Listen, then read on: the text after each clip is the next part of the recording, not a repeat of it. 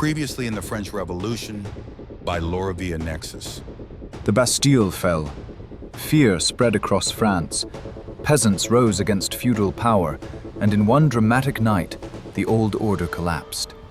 The revolution was no longer just protest. It was transforming the nation itself. Now, the next chapter begins. Welcome back to the Deep Dive. Today we're tackling what I think is maybe the hardest part of any revolution. We've seen the explosion, the Bastille, the end of feudalism, all that adrenaline of just tearing down the old world. But this is about the morning after. It's the hangover, isn't it? It's that moment the smoke clears and you look at all the rubble and think, oh, we have to build something here now. Exactly. The shift from destruction to construction. And the main theme I get from the materials for today isn't triumph, it's anxiety. That's the perfect word for it. France had created a void. The old regime, for all its flaws, it was an operating system. It worked. And now, in late 1789, they've just deleted it. Right. And you can't run a country on a blank screen. So the National Assembly's first big job is to answer this huge question.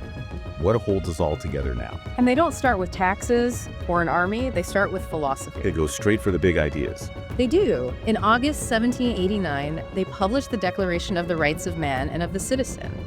And we really need to understand this wasn't just a list of nice thoughts. In that context, it was a weapon. A total rejection of everything that came before. Wow. I was looking at the articles and one just jumps out.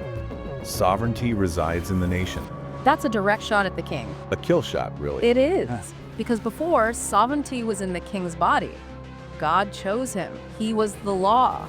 This document just flips the whole table. It says the law comes from the general will. So power shifts from a person to a principle. And the principles are, they are soaring. Men are born and remain free and equal in rights, liberty, property, security. These natural rights, the idea that you have them just by being human, not because a king grants them to you. Exactly. The government's only job is to protect those rights. And if it doesn't, well, you have the right to resist.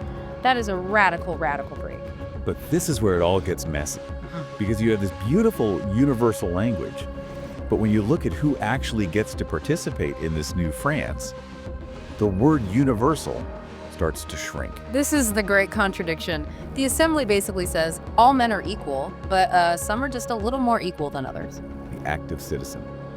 This part really stood out to me. They spend all this time on the rights of man and then immediately turn around and exclude most men. Well, it comes down to fear, fear the mob. The men in the assembly, they were bourgeois, lawyers, merchants. They hated the king's tyranny, but they were terrified of the tyranny of the poor. So they put up a wall. To be an active citizen, to actually vote, you had to be a man, over 25. And here's the kicker. You had to pay a certain amount in taxes. The equivalent of 3 days' labor. Now, that doesn't sound like a lot to us, maybe, but for France, then, that was a huge filter. It effectively cut out millions. Women, obviously. Servants, because they were seen as dependent. Propertyless workers, poor peasants. It's this incredible moment where you're telling the very people who stormed the Bastille, thanks for the muscle, now let the wealthy men run things. And you can just imagine that resentment starting to simmer. It doesn't go away. No, it builds. And at the same time, you've got this other huge problem to solve. The king. The king. What do you do with Louis XVI? Yeah, because they didn't want to get rid of him at first, did they? The goal was a constitutional monarchy. Absolutely. They looked at Britain and thought, okay, that seems to work.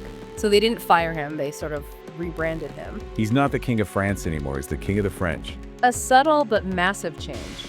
One implies ownership. The other implies he's a public servant, the number one public servant, but still. But a servant with a very dangerous tool. The suspensive veto. This was a fatal design flaw. He couldn't kill a law permanently, but he could delay it for up to 4 years. In revolution, 4 years is a lifetime. It's an eternity. And every single time he used it, it looked like he was sabotaging the will of the nation. It just destroyed any chance of trust. And into this powder keg of distrust, they decide to throw a lit match. Church. It's amazing how often it comes back to money, isn't it? The country was broke. Drowning in debt. The revolution hadn't magically fixed the economy, so they looked around for a source of cash, and there's the Catholic Church, sitting on about 10 to 15% of all the land in France. So step one, nationalize the land, use it to back a new currency, turn the church into a piggy bank for the state. But they didn't stop there, and this is where the The rational Enlightenment thinking really clashes with centuries of faith. They tried to reorganize the church like it was just another government department. The civil constitution of the clergy? They redrew dioceses to match political departments. They set salaries. They even made priests and bishops elected officials. Which to them was just logical and efficient. Yeah. But to a devout Catholic, it's a nightmare. You're telling the Pope he has no authority. And then came the oath. Breaking point. It was. They demanded all clergy swear an oath of loyalty to the new constitution. Not to God, not to the Pope, but to the nation. And it split the country right down the middle. About 50% of priests refused. In some parts of France, it was way higher. It created two churches, the official state church and the underground refractory church. Imagine being in a village. Your priest, the man who baptized you, is suddenly an enemy of the state.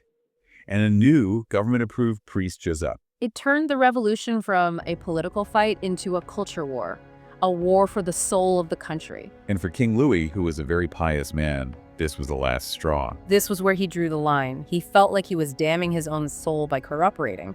So he starts using that veto we talked about. He delays laws, punishing the priests who refuse the oath. Which, of course, just fuels the paranoia in Paris. The radical press goes insane. They're all screaming, "See, the king is protecting the enemies of the revolution. He's a traitor." The tragedy being, he kind of was. He was secretly hoping for foreign armies to come and restore his power. So the paranoia wasn't even wrong. They built this whole system, this constitutional monarchy, that needed a king who would play along. And they created a situation where the king had zero reason to play along. It's a complete deadlock. The new constitution was supposed to be the final chapter, the grand success. But by the time it was written, the whole foundation was already crumbling. You've got the poor angry because they can't vote, the religious angry about their priests, and a king who feels like a prisoner. And the consensus of 1789 is just gone. It's fractured into a dozen pieces. It's no longer the nation, it's patriots versus traitors. Which brings us back to that initial problem. They were brilliant at destruction. But the blueprint for construction was full of these massive, fatal cracks. And the biggest crack of all was the one we're left with. The central, dangerous question. Can a king truly exist in a nation that believes its power comes from the people? The theory said maybe, but the reality on the streets of Paris was screaming no. And the answer to that question is coming. It involves a desperate fight, a trial, and a very sharp blade.